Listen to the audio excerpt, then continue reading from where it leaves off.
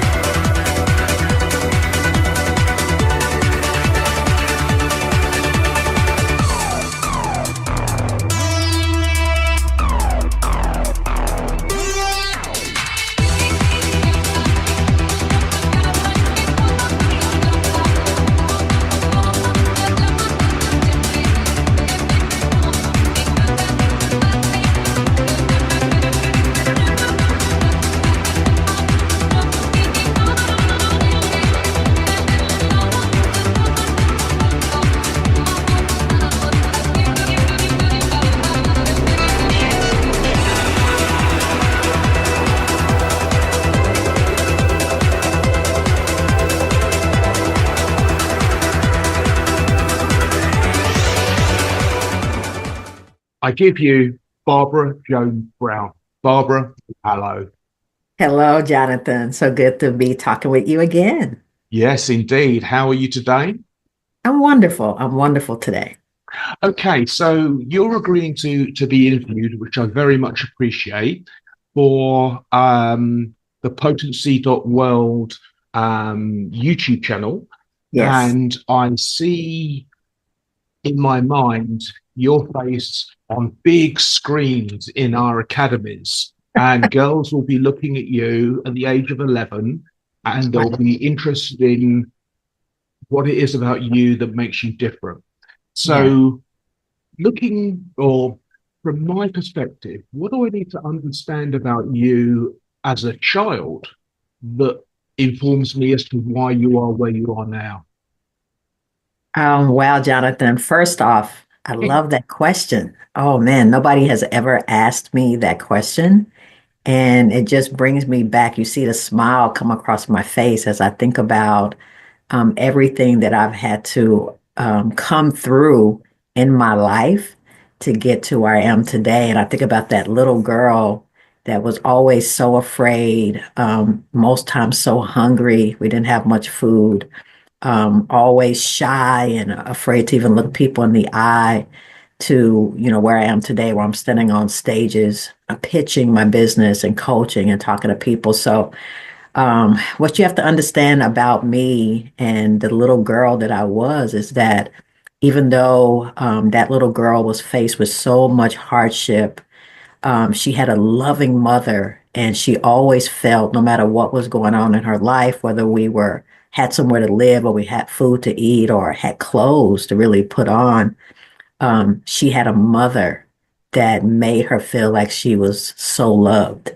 with everything that we were going through. And I saw my mother work so hard as a single mom of three to just try to, do the best she could do for us. Mm. And, I remember one of my aunts, my favorite aunt, who is really ill right now. She's been in a coma for the last 2 years, and I'm just Oh. praying every day that my aunt will come back to us. And she, my favorite aunt, she looked at me when I was 5 years old. I come home with a report card with all, back then it was E's and S's. And so I had all E's, which was excellent.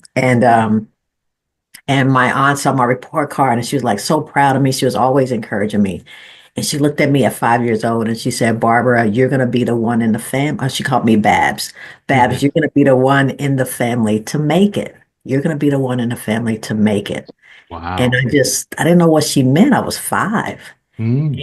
But I listened to those words. I was like, I'm going to be the one to make it. I didn't know what that meant, but I knew I was going to be that one. And that's the little girl that I was, is that 5 had taken on this big, huge, monumental effort to be the one in our family that made it.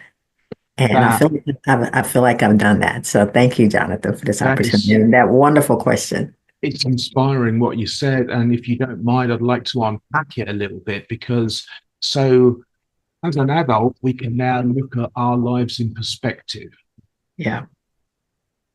Can you remember the actual detail of not having food or Oh, yeah. I mean, I remember it. It haunts me because, my daughters grew up. Well, my oldest, we were probably struggling a little bit while I was in college with her. So probably about 8 years old is when her life changed, and I graduated from college and made more money than probably anybody in my family at that point, coming fresh out of college. I was the richest person in the family at that point. right? But I remember not wanting my daughters to ever be hungry, to not even know what that felt like. That's what pushed me so hard in life, is I didn't want my children to be poor. I didn't want them to Mm. grow up to be poor. And so, I remember just going to school because we could get breakfast and lunch. It's like, Yeah. man, didn't wait, didn't miss school because that was our food. And we would get home and we had nothing in the refrigerator. I mean, I remember one time, nothing refrigerator, nothing in the cabinets. I remember one time we found some flour, like Mm. flour in the cabinet, and we just added water to it and found a little Crisco oil. My mom always had a little bit left in the can, and we made what we thought were pancakes, and we didn't know how to make pancakes. It was just flour and water. I think they're really called flapjacks, but that's Mm. what we made. And we had everybody at least got one. They were thin, but that's what we ate. And we were Wow. so happy to have that flour and water that we made into a flapjack because we ate that night. And so Mm. just hungry.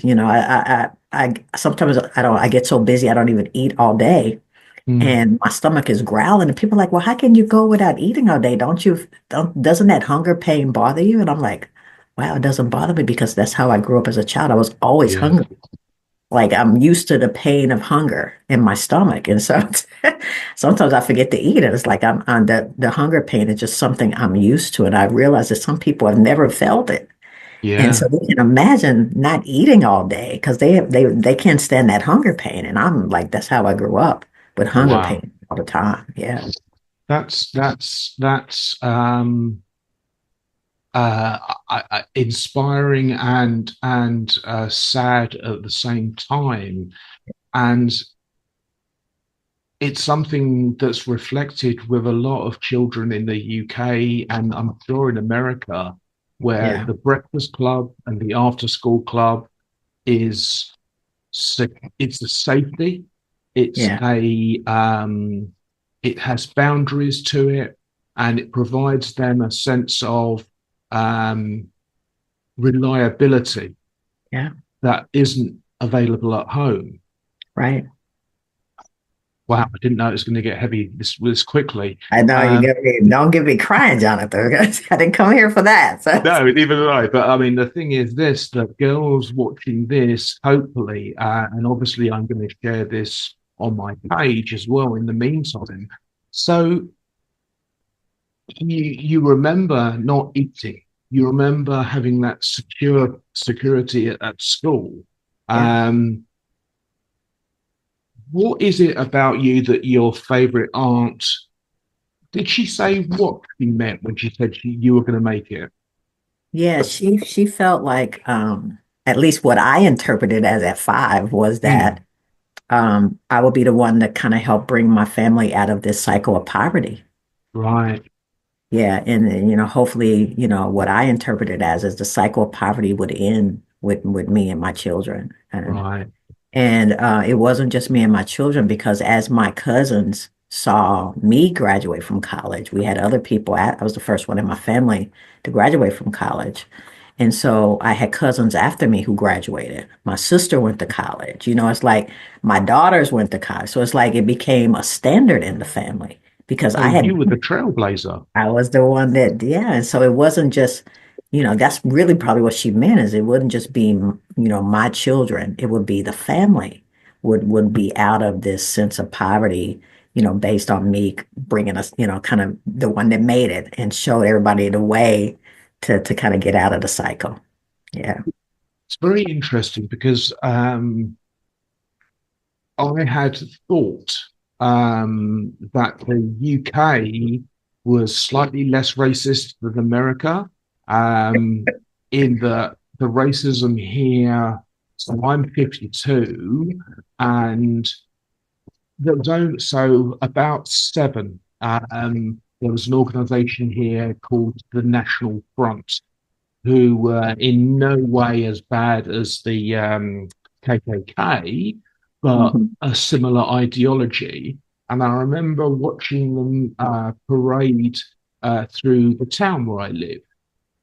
As a woman of color, and we'll talk about how that's affected you in the business you're in, Mhm.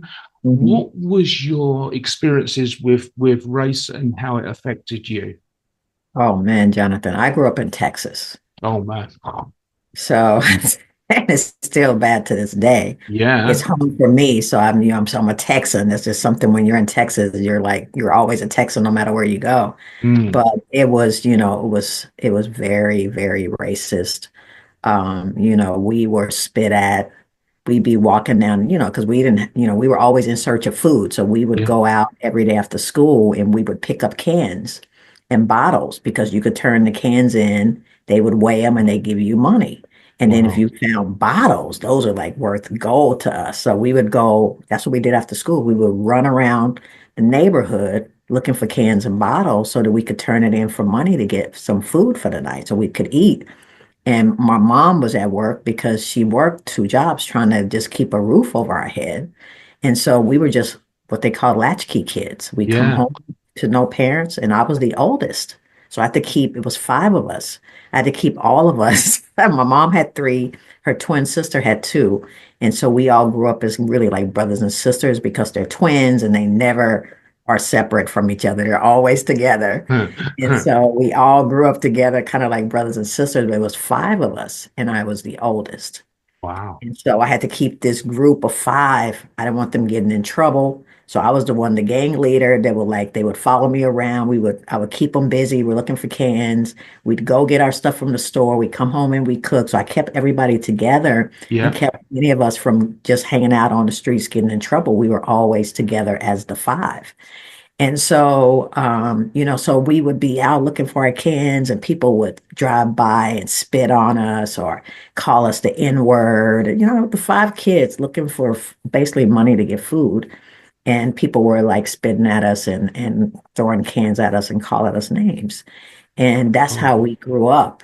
And it was, you had thick skin because we were so used to it. It's not like if somebody did it to me today, it would be a whole different story. yeah. Yeah. You Yeah. know. Yeah. But back then, we were just kids, and so that was our life. And so, yeah, we grew up, in Texas when it was still, I think even still today, a lot of racism. Yeah, yeah, yeah, yeah. Um, was it, I mean, hopefully you never saw this as a child, but were lynching still going on at this time? Not, I don't think they had gotten. I think it was more of intimidation. Yeah. I never saw any lynching. I mean, they might throw stuff at us, but nobody ever got out of the car and tried to beat us up or capture us. They just called us names. So I Hmm. never saw any of that, but definitely just intimidation. Yeah, yeah, yeah. And it's horrifying to think that, an adult of any race would Right. abuse a child in Yeah, that five way. little children run around looking for food, basically.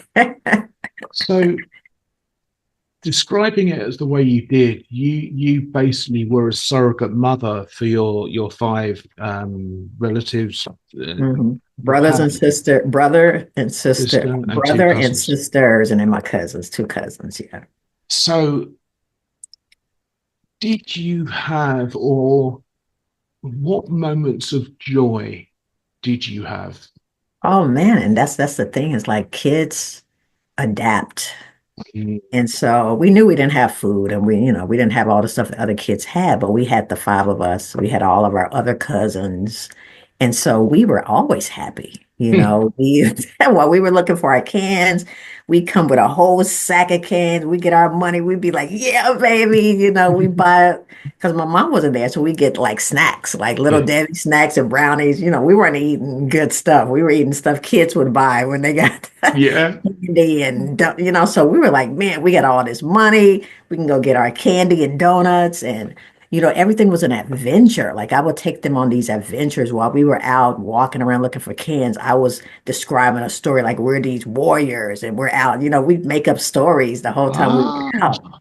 And ah, so, we found a creek one time where we were looking for cans. And so we went fishing and swimming in the creek. And so it's kind of like you see like those stories where the kids are making up a whole new world in their minds. We saw this world that I would describe to them. We were living in this world. And so it kept us out of trouble. So we were always happy. We were always happy because to us, that was our life. We didn't know yeah. any better. And so we adapted to it and we were always happy. Well, that see strikes off a very interesting thought to me in that what you've become is a visionary. Yeah, We interviewed together about your business, and we'll talk about that obviously later in this interview. But the fact you're making these stories up, a yeah, narrative yeah, that defies your lived experience. yeah, So it's a story that you were leading yes, your little gang. yeah. Did you did you feel any resentment at having to be this person? Um, sometimes I didn't want to have to be in charge of everybody. I wanted because I love to read. I was an Hmm. avid reader, so I didn't want them bothering me. I want to sit down with my books and read. And they were like, "Can we play another game? Can we play another game?"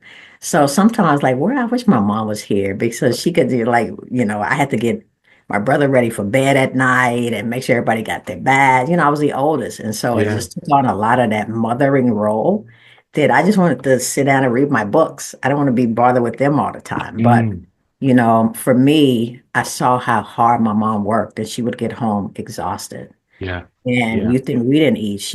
I rarely ever saw her eat. Like, I don't know what she ate because she wouldn't touch anything. She wanted to make sure that whatever was in there, it was ours. So I don't Yeah. even know what she ate.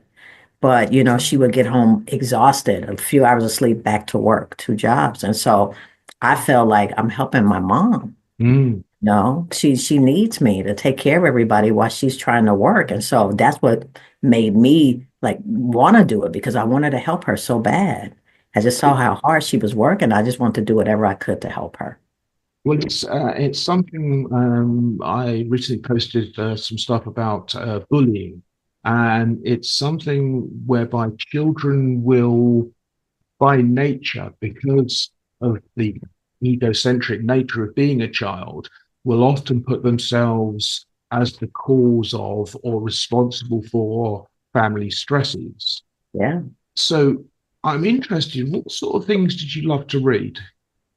It was mostly science fiction, I loved robots and outer space, magical worlds. So, the little I forgot they already made movies of The King of the Jetsons? Rings or Lord of the Rings Oh, type yeah, yeah, stories. I loved anything like that that would like show me this magical world.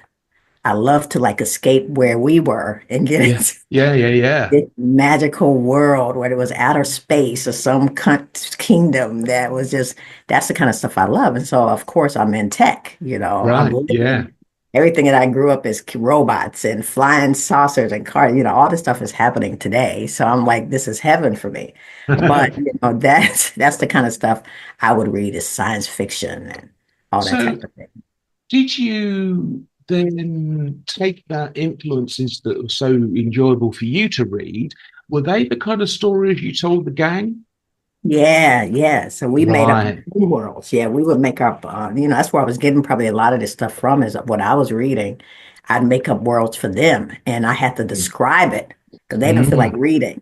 So I have to make it like very vivid. And we were like characters. I was always a character named Michael because I love Michael Jackson. All So right, cool, cool.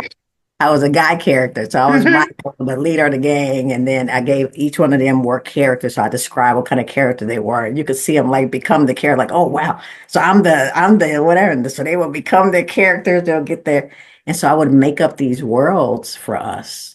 And so Wow. as we were doing these activities, we were in our worlds. We were explorers, we were fighting big monsters and so that's how we would go on these adventures of finding the money to get our food is we were in living in this new world that I created. And, that's how we got through the day. And it kept everybody so interested because we were like living out this world that we had created. So actually, I mean, it's and this is the funny thing. As parents, we don't want our children to go through what we went through. Right. But the irony of that is that going through what you went through made you the person you are. Yeah. So, do Yeah. you have to struggle? Do you have to face trauma? So, in comparison with you, nowhere near the same sort of trauma. In the UK, so I was born in the 70s. So there were, I mean, we had a house, but there were rolling power cuts. We Mm, used to use paraffin heaters because we mm, couldn't run central heating. But that is nowhere near being hungry. yeah. Um, how do you, okay, we're jumping about a bit, but I've got to go there because it's in my mind and it'll go otherwise. Your own daughters, given that you worked so hard to provide a situation that was unlike your own, Right. why is it you think they're as motivators as they've proven to be? Well, I mean, I think like, one thing I will say is you're right about that struggle that I had because my daughters, even though they're very smart girls, they never went through struggle. So No. when hard times hit them, I feel like they don't have like that grit that I have. It's like it just like, my youngest one especially is like, challenges come into her life and she's less like she's ready to just give up. I'm like, you have to fight. But I realized she's never had to fight. She's had everything handed to her and whatever she wanted, mom would buy it. And she grew up a spoiled little girl. Mm. And so she's like, Mom, I don't know how to fight. What are you talking about? You always do stuff for me. I gotta fight now. She's an adult. Yeah. I'm like, you have to do for yourself. You're a grown woman now. So that is what I've noticed. I'm like, oh wow, I did too much for them. I should have let them struggle a little bit because now they're adults and it's still like, they're figuring out their lives and it's Mm. they didn't have that struggle and so that's the thing is like we didn't want them to struggle but have we made the children like not resilient like we were any little thing hits them, can they survive it or is it going to knock them down because they had so much in Mm. comparison to us. And so I struggle with that today because I'm like, wow, my girls, they're definitely smart but I feel like they definitely don't have that grit Yeah. that Yeah. I Yeah. have, Yeah. It's because interesting. yeah, they don't have that grit. Well, I'm in the middle of reading a book by Michelle Minikin called The Good Girl Deprogramming. And it's very much about uh, I, as a man, am deeply offended when I see the current leaders in your country push back against DEI, Oh, diversity, equity, inclusion. And it seems as if businesses seem to think that they're doing you, a favor right. by Right. employing you. And the fact of the matter is that every piece of peer-reviewed research by the World Economic Forum, by the UN, by various investments show that a diverse workforce, sorts of diversity, adds to the innovation, adds to the Exactly. profits, and it also strikes me as so I know the E is for equity, but Mhm. I'm offended also by the fact that so in the UK it's women are 52%. And it might be I think there's slightly more women than there are men. And Okay. so this whole idea that oh, we shouldn't be having a balanced workforce. What's your view on that?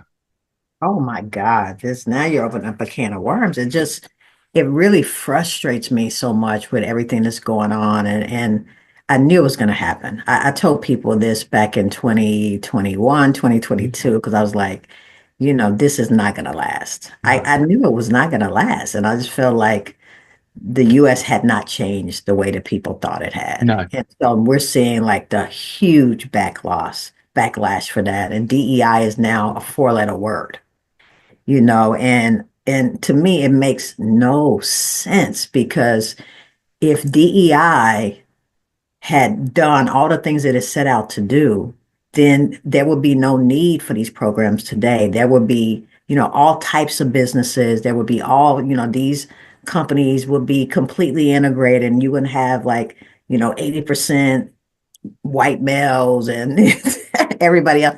It would already be done. The whole reason these things were put in place because Yes. there weren't representation. And I'm like, now it's a four-letter word, and Yeah. oh, it's a DEI hire. And I'm like, what does that mean? And for me, I don't think any business I've ever gotten throughout the whole 12 years I've been in business was because anybody knew that I was a Black woman, veteran-owned business. Mm, I mm. didn't even have any certifications until recently because I was just out there trying. And I talked to most business, they're like exact same thing happened to them. And so it's Yeah. not like, you know, we got all this extra stuff because we were, minority. It was opposite. You were still Yeah. fighting against other minorities to try to give that one little project that they were given to the supplier diversity programs. Yeah. We're Yeah. all Yeah. fighting it. So it's for me to see how this is like this backlash and they're ripping things out. I'm like, this is total nonsense. I think we It all is. proved that if more people are making money, then the whole country does well. Why do you want a whole group of people to be poor? How does that help anything in this country? Everybody should be able to profit in the US. But what one thing I have noticed is that, when it initially happened to some companies that I was shocked about, Mm. on the Google. bag, oh, we're getting rid of DEI. I'm like, seriously, Yeah. you, after been pushing for DEI all these years, you're the one to get rid of it this fast? You've crumbled.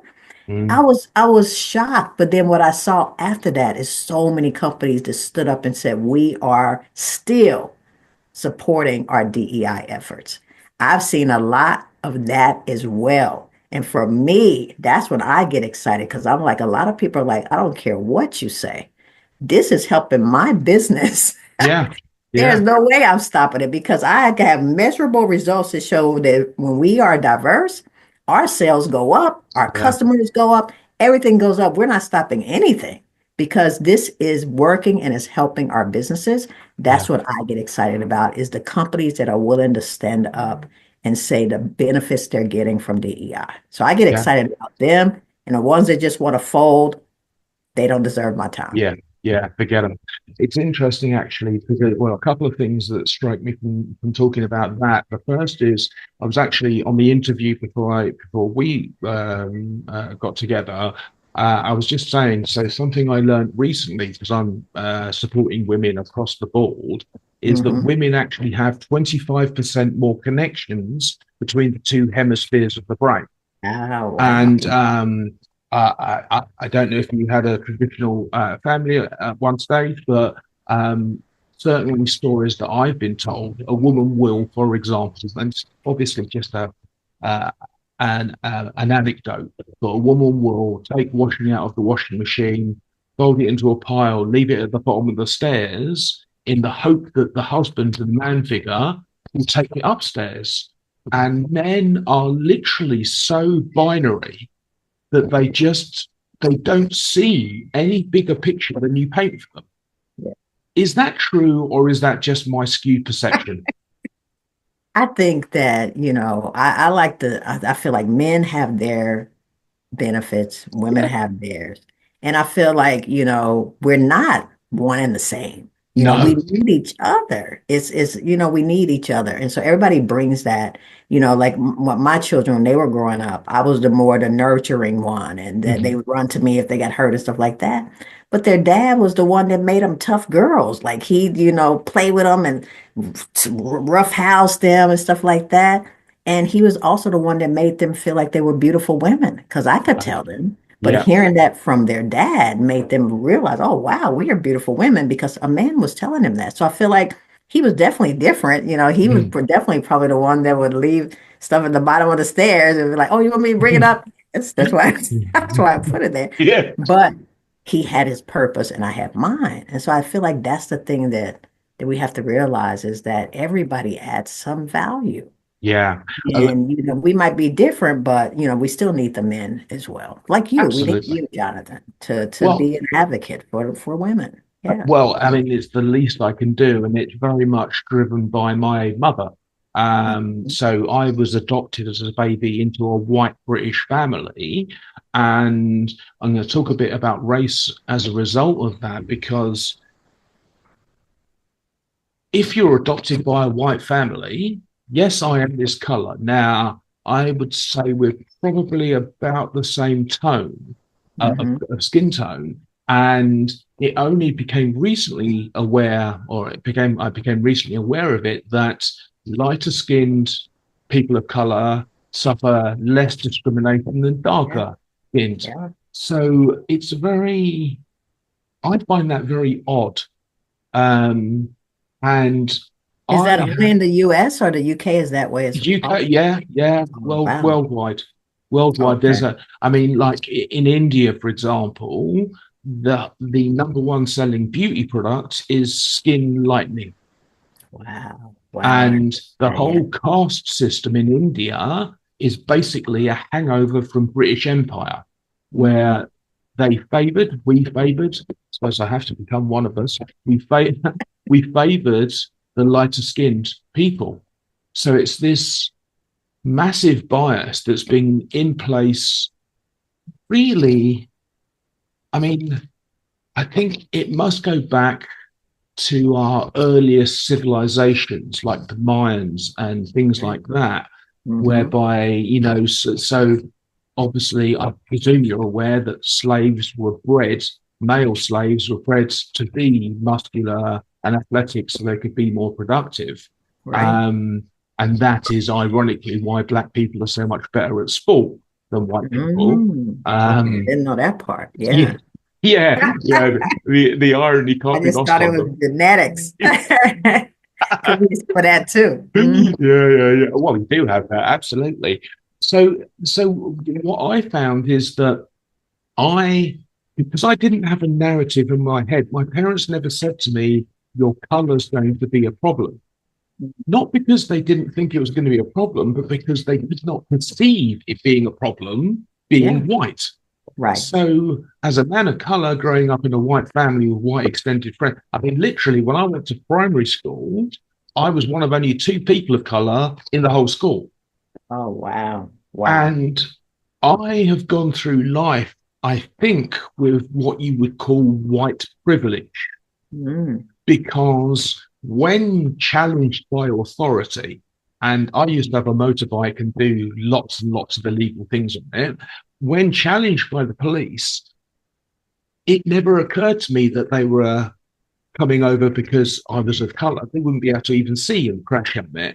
So I would always take the lid off and like, oh, I'm really sorry. Yeah, yeah, my hand slipped on the clutch and oh, it's a really powerful bike. And they'd look at me and like go, you sure? And I'd look at them like, and I would get away with it. Yeah. And I just, how much of a person of color's experience is about the narrative in their head versus the reality of the world in your experience? In my experience, it's hard to say just because, for you, it's like I don't even know how you knew you were a person of color because everybody around you was, so how did you even know, like, oh, do I look different? Because you Mm. are lighter skin. So you're probably like, okay, I'm just got a tan and they don't or something. I don't Yeah. know what's going on there. But for me, it's like I've always been in this skin. Yeah. So it's not like I knew like I don't know what it's like to be on the other side. For me, it's always been living in this skin. And I just felt like, some of it definitely came from my family telling me stuff like we can't do certain things. Yeah. And, don't even try to do this because nobody, ever did that. But I was always, I was the one in the family who's going to make it. So I didn't listen to any of that. I'm So going to you do always everything push back. nobody else. Yeah, I was always rebellious because I'm like, I got to be the one to make it. So that means I can't do what they're doing. I got to go do something totally different. So I feel like none of that ever kept me back. And so it could be what's in people's heads. It could be just your personality type. I don't know how to really explain it, but I know at least for me, I just never felt like there was something I couldn't do. I Right. I didn't, nobody could tell me no, because if you told me I couldn't do something, that's the main thing I wanted to do Yeah. because that Yeah. I couldn't. But that's my personality, I think. Well, and again, this is going to go all over the place, but I very much relate to you because so I'm dyslexic, and I literally only found out that I was dyslexic because I was trying to teach dyslexic children how to spell.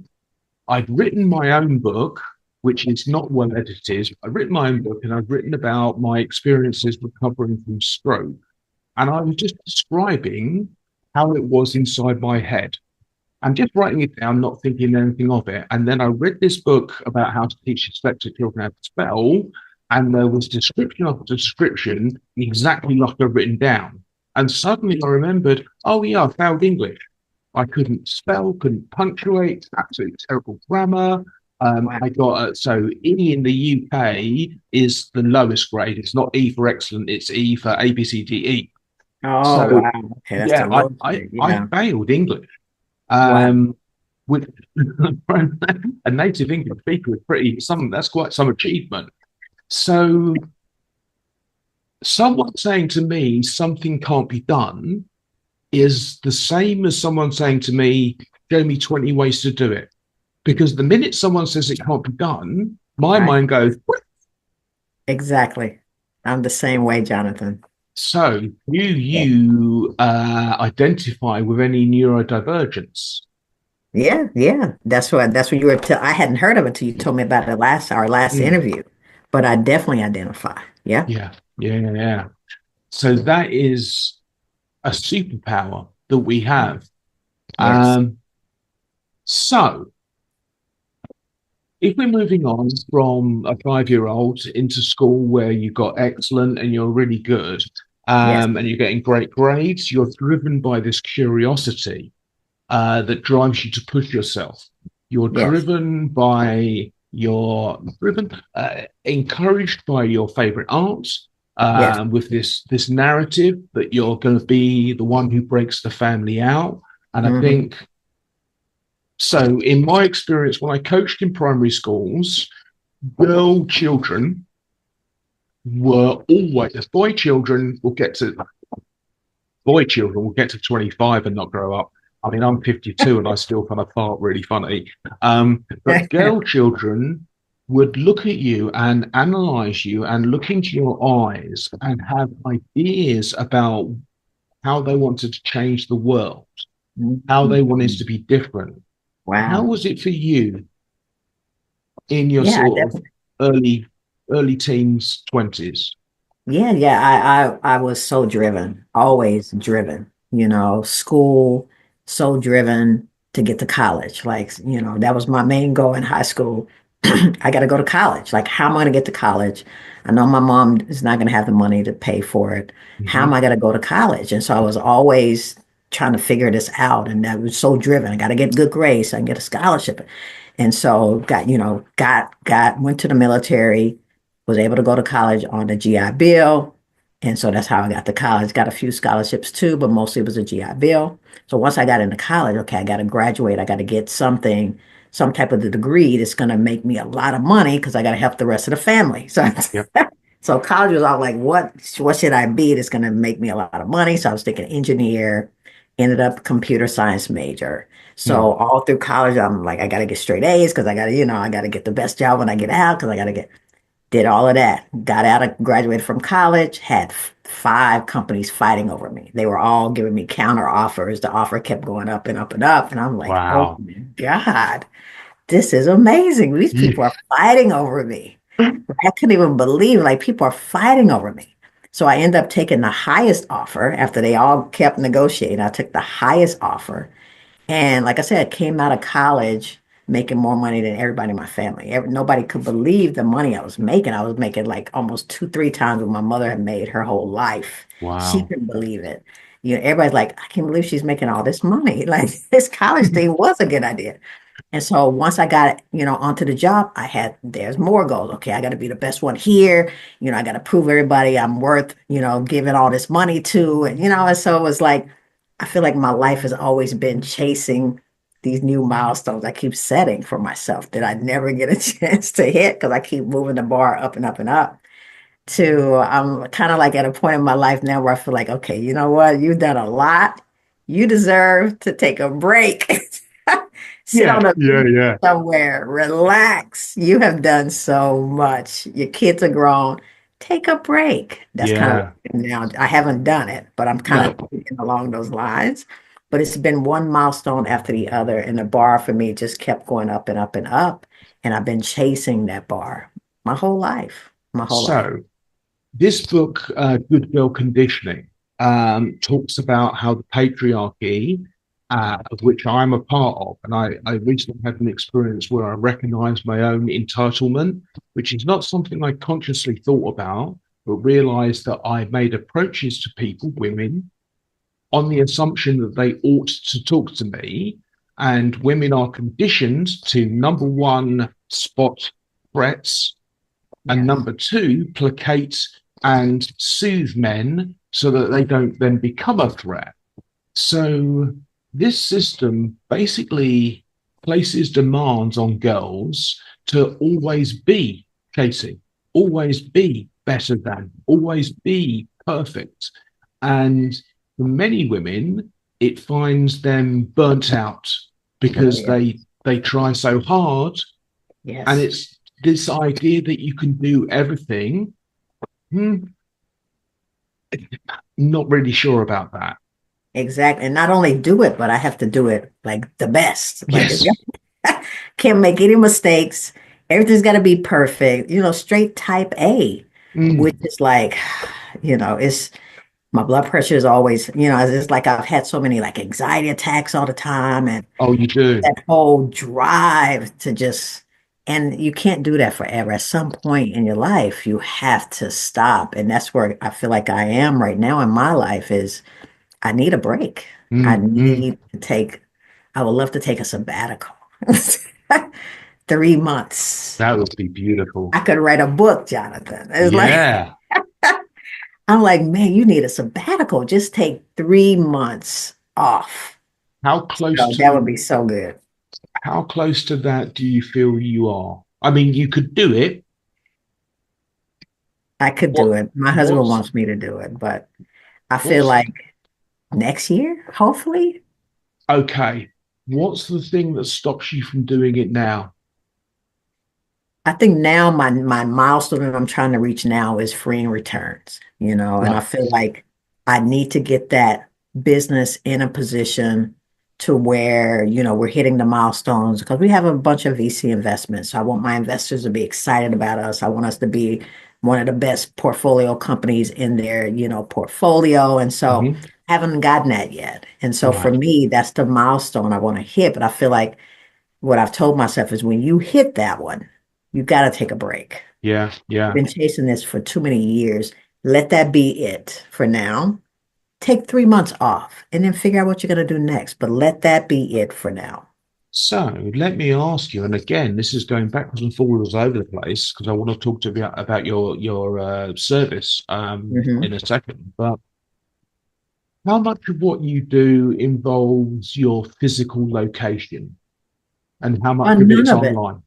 None of it. And that was one of the whole reasons why I wanted to have, even back when people were still going to the office to be Mm, computer programmers, I always felt like there's no reason I have to go to the office. Like everything I'm doing, I could do from home. So I mm, always had this in the back of my mind is I'm not going to the office every day. No. That's going to stop. So now we're in that world, right? And so I Mm-hmm. have teams in Africa, I have teams in India, I have people in Costa Rica I work with. So I feel like now my business is nobody knows where I am. I could be sitting on the beach right now, Jonathan. Nobody would ever know. I could live anywhere and do what I do. And that's what I always wanted. I'm at that point in my career where I don't have to stay anywhere. I can live anywhere in the world and my business keeps going. And my whole team is the same way. I don't know where my team is. As long as they show up on Slack or Yeah. meeting invite, I don't care where they are. And I told them, I don't care where you live. Just get your work done. Make sure I can access you when I need to. Mm-hmm. And you can live wherever you want. And so they love working for me because they're free to do and be where they want to be. So, if that's true for them, and you recognize the need to take a break, but you Sure. also recognize that the venture capitalists and the investors, Yeah. why really, and don't answer me if you don't want to, because I'm not here to challenge you, but why Yeah. don't you work from a beach? I'll give you some context for that That's question. true.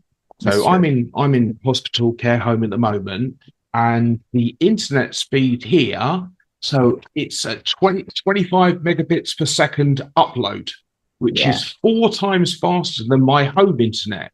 So I've uploaded 1.8 gig files, video files. This video we're doing now will upload really quickly. So I've been more productive in hospital than I was You able to said that. be yeah, at 4 months at home. So what's the real reason why you don't take Ah, a different location? So it's not take your foot off the that's gas. true. That's true. That's true. It's just choosing a location that's more conducive to I don't calm. know, John. I mean, I'm glad you're saying that because when I think about it, it's just like my husband told me something a few weeks ago. And he's like, well, why don't you just do that? I was like, why didn't I think of that? I guess like we get into this rut and it's like, I'm sitting at this desk in my house every day. Mm, It's like, why am I sitting in the house? I could go anywhere and work. I could go down to mm, the coffee shop. mm. But I'm just in this format where I get out of the bed, I come in here, I get straight to work. I get tired, I go back to the bed, I go to sleep. Yeah, But you're right. I could actually go work on the beach right now. yeah, I don't yeah. have to sit in this house. But I guess, that I'm glad you're challenging me on that because you're right. I'm gonna think about that, Jonathan. You're right. I don't have a reason to sit in this house. I could go work on that beach right now. And I haven't done it. So I need to do that. Well, I tell you what, I would be extremely pleased if you reached out to me in 6 months and said, and not a virtual background. You went, look at my actual Look background, at and my just real background, John. yeah, I took your yeah. word. I got to the beach and started work. I can do that today. And I don't know why I haven't done it, but now you put that bug in me. That's Okay, what I need to it's do. going to bug you Yes. now for Yeah, hours. it's gonna bug me. I gotta Yeah. do it. Yeah. Okay. Now, speaking of bugs and computer science, the nature of perfectionism, which a lot of women are feel the pressure to be, Hmm. and computer coding and software and technology is full of errors and error fixing. And Yes. it is rarely perfect. But I mean, look at major software updates from major companies, Yep. fiddle with holes. How does that square in your mind? How did you overcome that? Yeah. Well, I love finding them. To me, Ah, that's part of being a computer programmer is it's always, I tell everybody we create things out of nothing. Like somebody mm, comes to me with, I got this vision in my head. Can you create this app?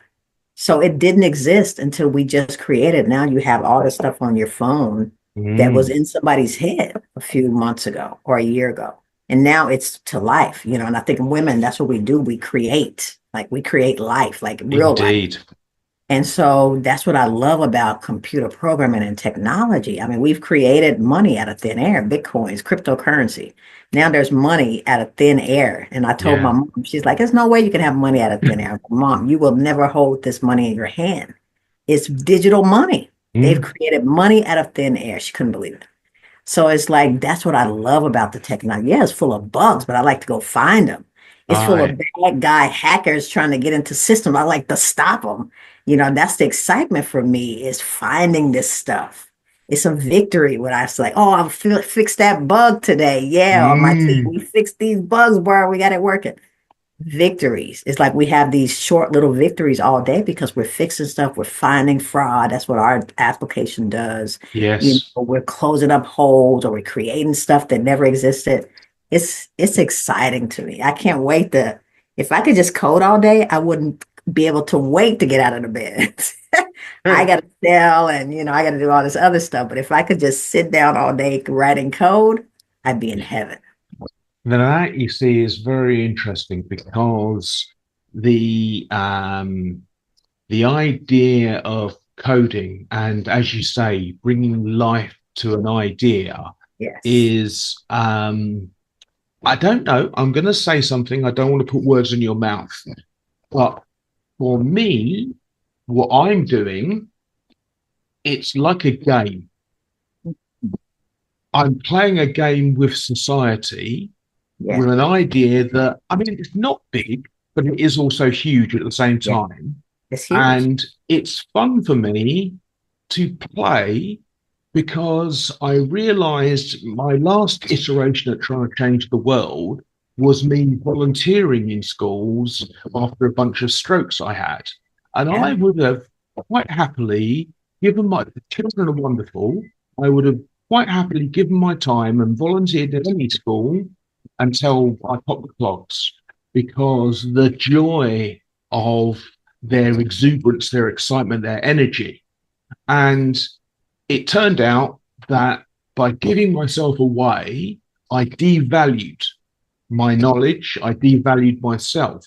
And so it then, people didn't take me seriously. I see. So this time round, I have valued myself, I've valued my time. I'm looking at nothing I'm not, I've spent $30 of $400 to register the company. Mhm. And everything has been about building the teams, getting the right people on the bus is a term out of a book. Is coding a game for you, or is it a treasure hunt like collecting cans and bowls? I think of it more of the treasure hunt because, it's especially for somebody who's always setting these milestones for themselves. I can do code is the same way for me. It's like, can Mm, we crack this, this knot that nobody has ever been able, can we crack that code as a hmm company? That's our IP if we can. And I was listening to one of the morning meetings with our team in Nigeria. mm. And I think they've almost cracked the code. I'm like, nobody is doing this, guys. Like, if we can figure this out, nobody else can do this. Like, I mean, we're so close. And so just stuff like that, to me, it's more like that creating those worlds like I did as a kid. It's like, this is what we're doing in technology is we're creating stuff that, is now our intellectual property that who knows what's going to happen with the company. We Wow. we are builders, and so Mm. that's why it's so hard for me to step out of the building mode into sales mode because I'm like, oh, I don't Mhm. want to be in this mode.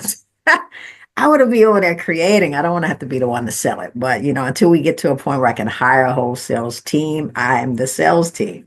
But I Fair enough. love being in the coding world. I hate being in the sales world, and so. It's just I got to pull myself out of that to get Yeah. back into this world. Yeah. Yeah. I mean, only one thing I would say about that is that sometimes people, so I was a salesperson, um, and neurodivergent, so I had very good verbal skills, Yeah. and love stories. Yeah. So I think that there is a stereotype of what a salesperson is, which is Exactly. Yeah. not you, it's not Yeah. me. Yeah. But yet we sell nonetheless because people buy Exactly. people. Yes. So, skipping back then to your military service, what branch of the military were you in? I was in the U.S. Army Reserves. Okay, Yeah, I was in reserves, and during the Gulf War, my reserve unit was activated for the war, wow, which was the first time in history that women were, fighting in the war. Like we had always wow. been supporting, but I was in the first war where women had to fight, and I was like, "What?" Because I when I when I joined, as I told you, I was joining to get college money. I'm like, Yeah. yeah, I got to get to college. So, okay, let me join the military. Women don't go to war, so I'll be safe. So let me just join the military. Okay, of course not. How my world would have it. I'm one of the first women to go to war. Oh, My mother was dear. like, "What?" Because I joined the military so young. My mother had to sign the paperwork for me to be able to get in. And the first thing she asked the recruiters, like, can they send her to war? He's like, "Oh no, women never fight." Wow. She would be here or she'd do some support, but she would never be fighting in a war. And my mom said, "Are you sure? Because I don't want to sign for her to go to war. I don't want her to go to war." And I was like, "Mom, women don't go to war." So anyway, when we got my unit got activated to go to war, my mother fell out. She was like, "I told you I shouldn't have signed." She was crying. I knew this was gonna happen, but they can send you to war. I was like, "Mom, please calm down. Hopefully, I'm gonna not die in a war." But she was like, she just knew I was gonna die because she never wanted the sign for me to go because she was so scared I was gonna have to fight in a war, and she was so right. So But what here I am were today, you much 17 then? stronger for it. So Were you yeah, I was 17 at the 17. time? I was 17 when I Wow. got in, and my mother had to sign for me to get in, and she didn't want to. And when I went to the war, she was kicking herself for signing it. Oh, But it man. just made me, like I said, everything happened. Like I have so much grit because of everything that has happened in my Mm, life. mm, And I told Mama, like, look, Mama, I told you I'm not gonna die. Look how much better it made me going through that experience, mm. fighting in a war. First one where women were able to fight. So it's just Wow. funny, Jonathan, the stuff that has happened in my life. Yeah, yeah, yeah. All right. Well, look, I mean, I don't want to keep you all morning. People keep on trying to come in the door and interrupt me. Yeah. Um, Well, I know it's 12:30. And I keep looking at I think I have another meeting coming up, so I'll okay, probably have to okay. get So off let's too. just Yeah. move on now to freeing returns. We've spoken Yes. about it before, but we haven't spoken about it in this interview.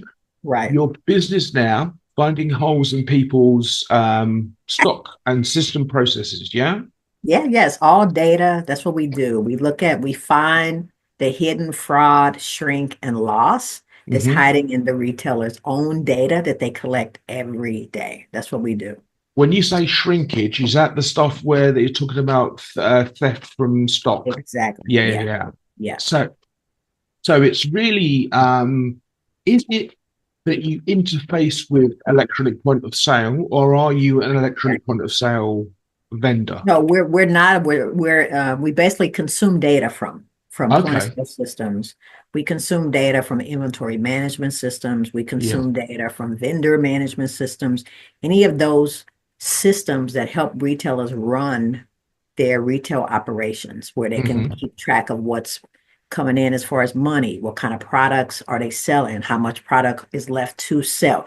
Where are my vendors coming from that's bringing me products? Are they bringing me products that are already damaged and I'm not going to be able to sell it, or as perishables and they're already spoiled? So it's like all of this stuff is happening in a retail architecture with a bunch of disparate systems that don't, Mm. that now somebody has to try to figure out how do you get all this data in one place so you can be actionable with it. And so that's what our platform does. And what we, hope and what we hear from the retailers that use the platform is that it's simple to use. It's an Yeah. easy to use dashboard. They don't have to go find all this data. We have everything in one place. They can see it in nice graphs and charts. And we have alerts that will pop up and just notify them. And now, Jonathan, we've introduced a new bot. We've introduced generative AI to Yeah. where we can talk to a loss prevention basically investigator, a digital one, and say, hey, Oh, what's happening with my inventory losses? Or what's my worst performing vendor? We have all of that to where you can just talk to it or type into it, and it will go do that investigation for you and bring you back wow. the results. So we're Wow. introducing the generative AI into the platform now. And that's what the team was discovering this morning as we got our Oh, bot wow. working. Yeah, so So it's basically happening. you have Yes, even less excuse to stay in your house. exactly. That So that's is that's what we just announced that this year. that is fantastic. I will say just one thing about AI. The project I'm doing, and the reason why these white males shouldn't be the ones creating AI. So I asked it to produce, because you can't find images of women in STEM. They're very, very, very, very rare. So Yeah. I've had various AI programs make me things up. You can ask for different ethnicities, it Yeah. can deal with that. But every female is this idealized looking, they don't look in quotes normal, like Mm. just just not like a model, Yeah. which is the problem, I think, That's with true. the limited data sets and the limited people brains Yeah. in technology. Yes. So I think what you're doing is fantastic. Thank you. Um, there's a book I read called Invisible Women by Caroline Criado I've Perez. heard of it. Yes. Yes. And at the back, I'm going to misquote this, but there's some mathematical problem about quantum science that men had spent years trying to solve. And the woman that solved it because she loved crochet. And Yeah. as she imagined in her head crocheting, she went, this problem's like that. And bam, solved the There it was. problem that men had spent 40 years trying to solve. Exactly. So, okay. Diversity, equity, inclusion. It needs all of our brains. Yeah. Like, Yeah. everybody has something to offer. Don't just Excellent. exclude people. Let's all contribute. That's what I see as DEI. Is everybody's brain, Yeah. collective brains. You just have Absolutely. one group of people doing everything. You're going to get one-sided products. Get Yeah. everybody's opinion, get everybody's input. That makes for Definitely. a better problem. Definitely. Better product is when you have everybody's input. It just Better makes sense. products and better problem solving, like what your Exactly. company does. Thank Okay, well, you. look, thank you for your time. Yeah. Girls, ladies, businesses, anybody watching this interview, I think we touched on some really important points about what women can bring to your Yes. workforce, to your business, to your returns, and to your profits, and to Yes. your shareholders. Yes. So it takes, you have to take the blinkers off to see the world. Mhm. And what I'm hoping this interview will do is take the blinkers off girls who come to our academies and women more generally. Barbara Yes. Jones Brown, thank you for your time. Thank you, Jonathan. So You're good to welcome. always see you. Have a I great day. am, yeah, I'm going to, after we finish recording, I'm going to ask you for a favorite song, which I'm going to add on the end of the Oh, interview. okay. But for Okay. now, everyone, Barbara Jones Brown, Bye, thank you very everyone. much. See ya. Thank you. Goodbye.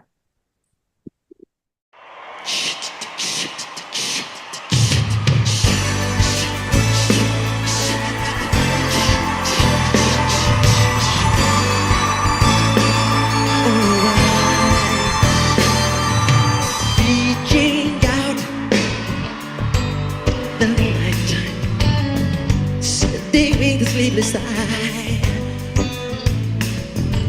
I hear her voice shake my window, sweet seducing sighs. Get me out the nighttime, for walls won't hold me tonight. Shh. If this town is just an apple, then let me take a bite. If they say why, tell them that it's human nature. Why, can it be that way? They say why, tell them that it's human nature. Why, can it be that way? Reaching out to electric eyes are everywhere. See that girl, she knows I'm watching. She likes the way I stare. If they say why, tell them that it's human nature. Why, can it be that way? They say why, tell them that it's human nature. Why, can it be that way? I like living this way. I like loving this way.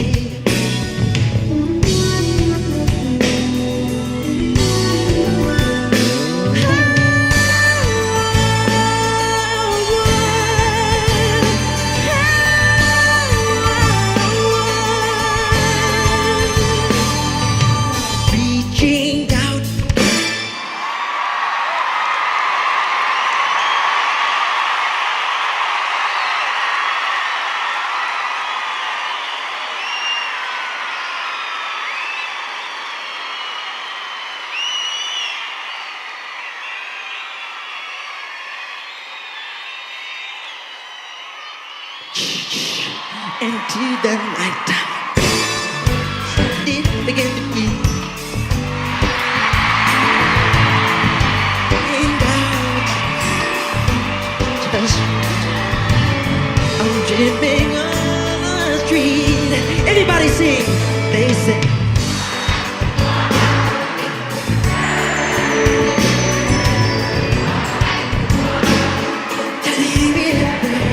Everybody.